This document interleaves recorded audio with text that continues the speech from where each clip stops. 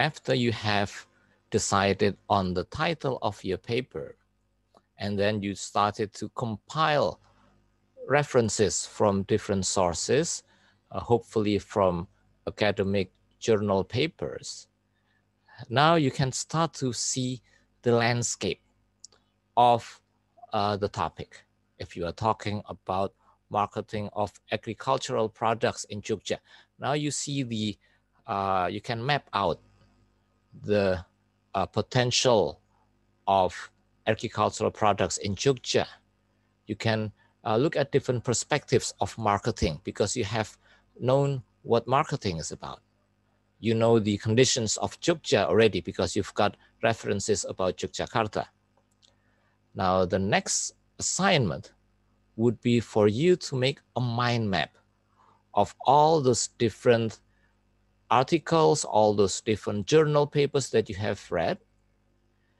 And then you would be starting to find the scope of the article that you would be writing. Now, of course, you could use several applications to develop the mind map. There are applications that's online, like this, for instance, mindmeister.com, meaning that you do not have to install anything.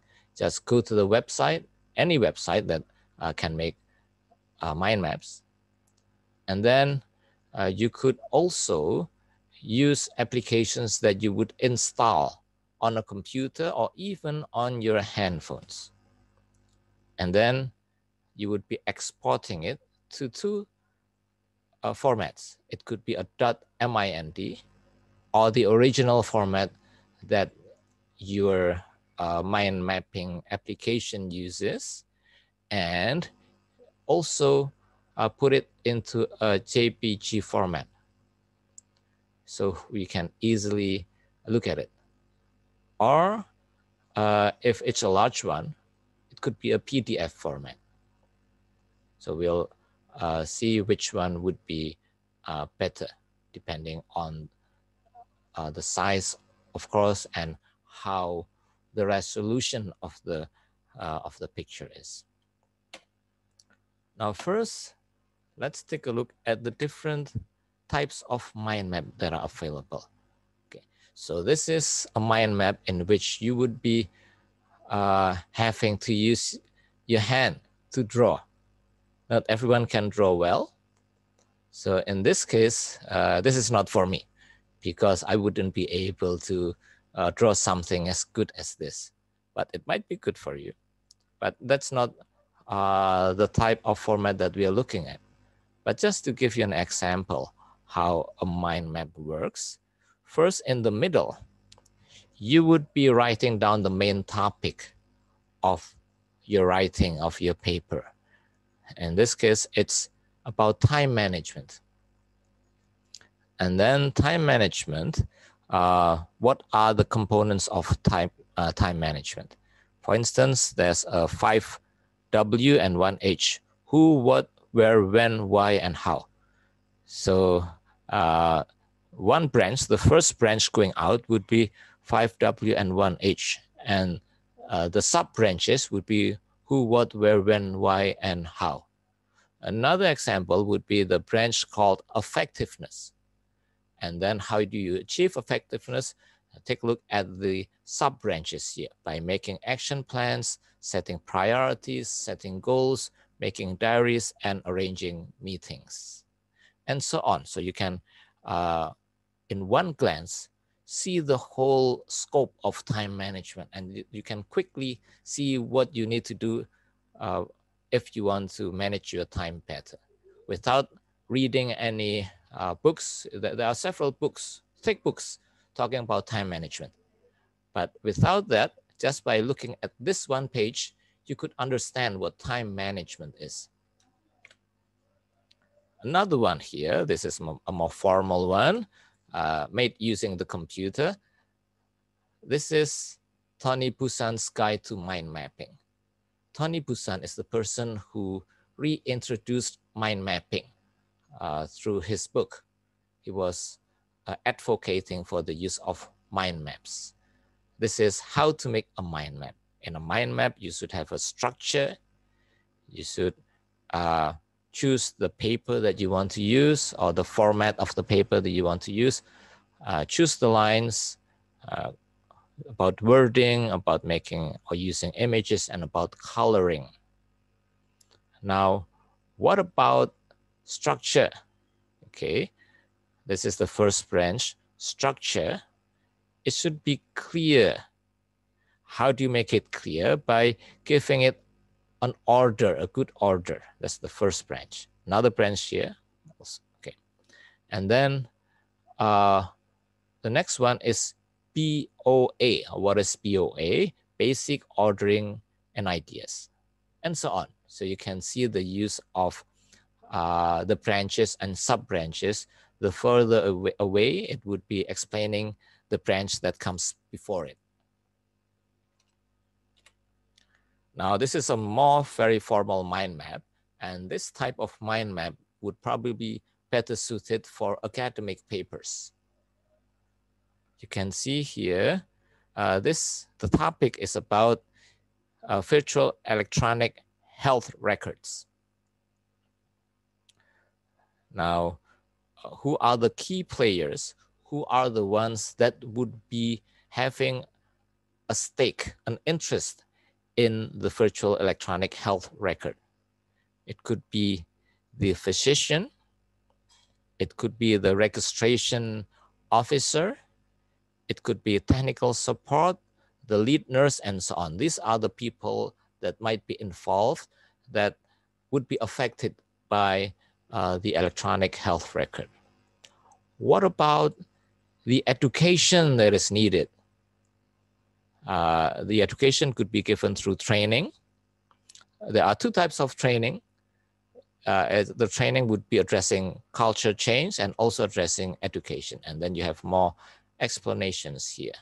What about the cost? The cost here would include staffing, the people there that are working on the system, inputting data into the system. It could be the cost for the data center to store the data. It could be about the internet bandwidth, and so on. So just in one page, you can explain a whole book on virtual electronic health records, or a whole even dissertation in one mind map. And that's the beauty of a mind map. Now, this is what I have been talking previously. There could be an installed mind map application, so you do not have to use internet connection. It saves your bandwidth, and it usually has more features in it. And of course, there are free versions and paid versions. One of the best, I think, would be Xmind, but FreeMind is simpler. And there are online ones which would require internet connection, but you do not have to install, and it's easier, it's lighter on the computer. And there's a hybrid where you have a version that is online and also a version that has to be installed. This is an example of a rather old one, but it's quite usable. The edrawsoft.com mind map. Okay, you have to install this one. This is the one that's online. We've been using MindMeister, but you could use anyone that you want. You could use whichever online application or offline application that you want to use, because what we need is the final result. And this would be reflecting the title and the paper that you just submitted. This is FreeMind, also an installable application. So that's your next assignment. And I would be showing you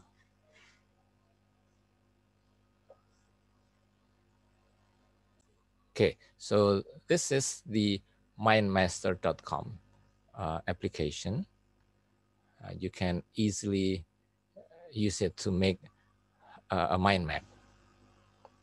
Okay, I'll show you. I have to delete one of these, or I'll just show you first here.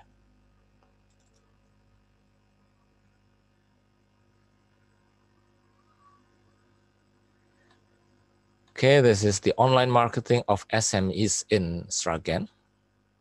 So you have marketing here, and then you have marketing strategies using Kotler 2016.